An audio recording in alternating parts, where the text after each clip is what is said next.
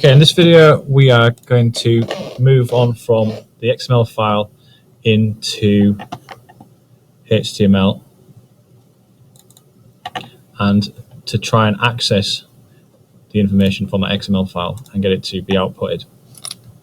So in this first file we're actually going to use the debugging console in the browser. We're not actually going to put anything into the page just as of yet. We're going to make the first tentative steps. So it's a basic HTML5 document. I've got the doc type declaration there. The HTML starts here. In the head, in terms of metadata, I've only really got my character set and the title. At a later point, we will also then include the styling.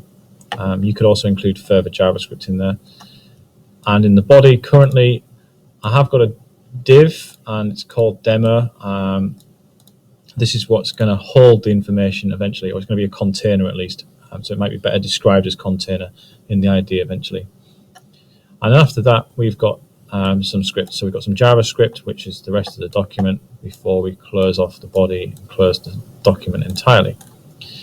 Now this is the bare bones, the bare minimum really required in order to access an XML document from within your website on the fly. So that means dynamically, and it's using a method which is known as AJAX, which is asynchronous JavaScript and XML.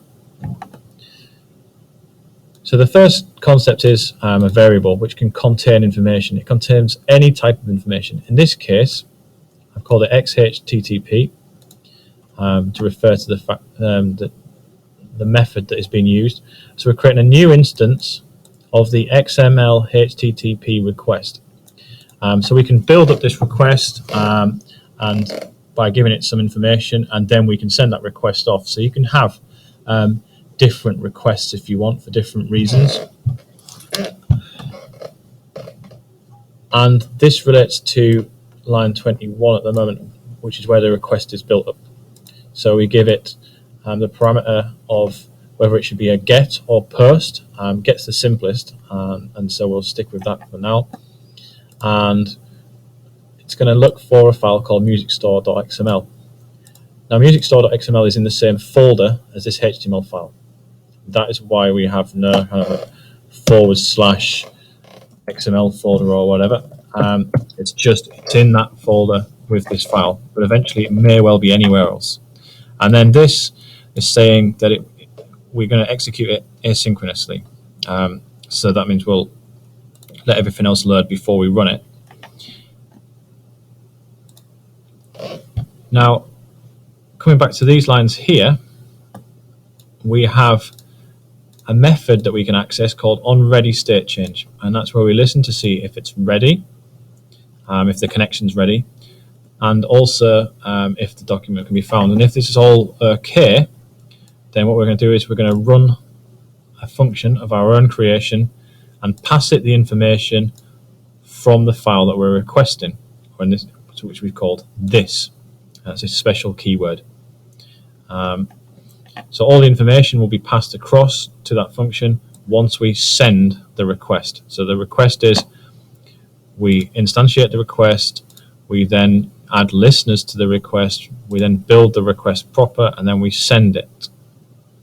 Once it's sent and it responds positively, then we've got the function here to handle that. Now you could also have an else in here, or different types of else ifs to listen for errors, and we might just put console log and then something went wrong. And equally, you could also get an error code outputted in the debugging panel. And you could also create special responses to that for the end user so that they don't see error messages, which in itself is a security issue. So the function is declared by the keyword function. It's lowercase. However, I've named it my function with camel case, which is a naming convention to use capitals on every new word if you are connecting lots of words to create a name. Ideally, you want your function names to be meaningful so that you can understand them, but short so that you don't have to type lots of words. Inside of some brackets, you can pass parameters. So that's information that you then handle inside the function, or it could just be blank. And then we have curly brackets which declare the instructions that will be executed once this function is called. So the function's called here once the connection is made. And what we're doing is we're going to take from the XML response a property known as response text. So that brings the XML back in just plain text rather than its XML structure. So this means we can output it very easily. So we attach that to a variable called XML doc, and then I'm just logging that out to the debug panel here so we can check that it's working. So to check that it's working, I'm just going to preview this page, which will be a blank page. And then if I look at more tools and developer tools, you'll see here that at some point something went wrong, but eventually, once it was ready, the XML file loaded. So both parts of the ready state change has come out. We could say, for example, console log this dot ready state.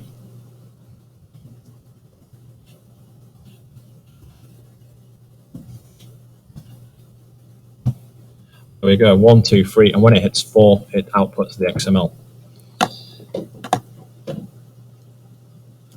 And that's where we'll end now.